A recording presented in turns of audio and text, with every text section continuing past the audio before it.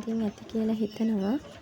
ඉතින් මේ vlog එක දාන්නේ මේ වීඩියෝ ක්ලිප්ස් ටික අරගෙන සෑහෙන දවසකට පස්සේ. මේ අපි 20-25 බුක් ෆෙයා එකට ගිය ගමනේ මෙමරීස් විදිහට ගත්ත වීඩියෝ ක්ලිප්ස් ටිකක්. ගොඩක් දුරට ඉන් ඩීටේල් වීඩියෝ කළේ නෑ. ඉතින් කාලෙකට පස්සේ වුණත් මම හිතුවා මේ ටික vlog එකක් විදිහට දාන්න ඕනි කියලා.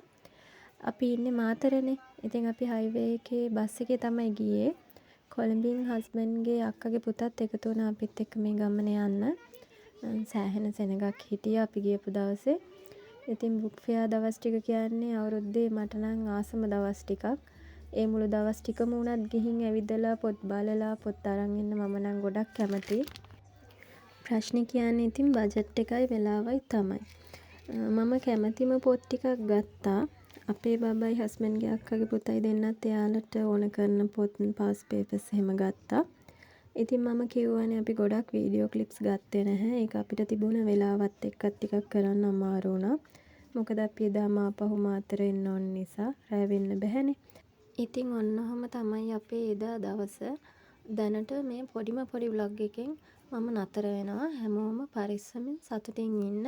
අදට ගිහින් එන්නම්. සුබ දවසක් හැමෝටම.